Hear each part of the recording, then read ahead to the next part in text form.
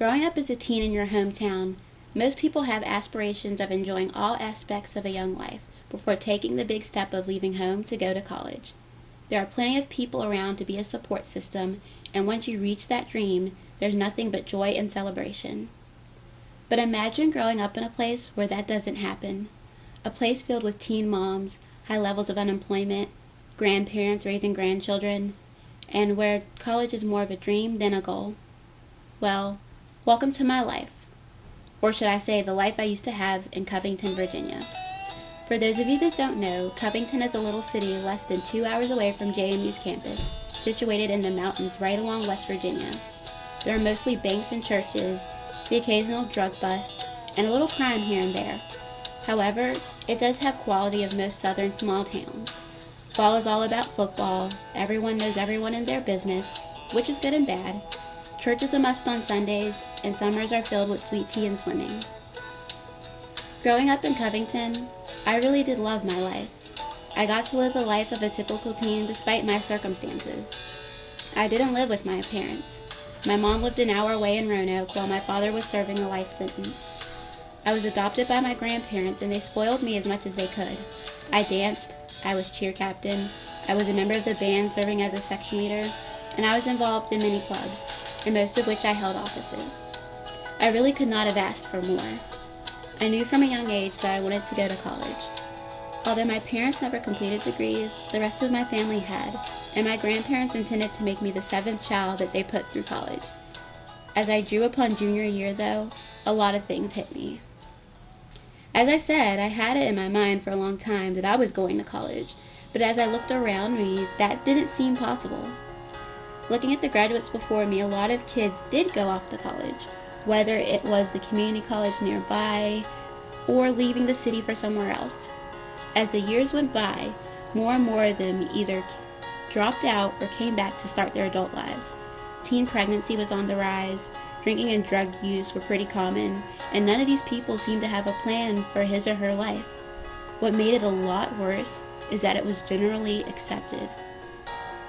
In Covington, there was a joke that was slowly becoming reality. If you come from Covington, you don't become much of anything. But I became determined to rise above that. Other than those standards holding me back, my financial situation also put me in a place of few options, which was pretty typical of the area too. I could apply to schools away from home and hope for the best, or save money by going to community college. My family and I decided that it was best for me to take my chances. It was finally senior year. As the end of first semester approached, I didn't have much of a clue as to where I would end up. I applied to 5 schools and knew from one of those it would be my home for the next 4 years. Like most schools, we had a lot of meetings about college and the preparation for it. What made us different, however, is that one school was pushed far more than any other. Good old Dabney S. Lancaster Community College. It got to the point that most of us were told that we would never make it anywhere else, that we couldn't do a thing with our lives. This angered me to no end, along with my closest group of friends. Like me, they were highly involved all throughout high school and were determined to get out and make something of themselves. We banded together against the pressure to settle for low standards. And luckily, we all got our happy endings.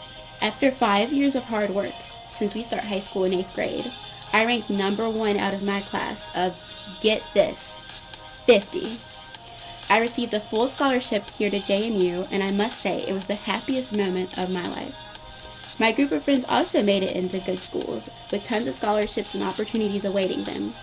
We had done what we set out to do. We overshot the standards of our city, and as a result, made a huge impression.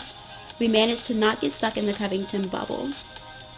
As far as I know, only about 7 of us are still away at school.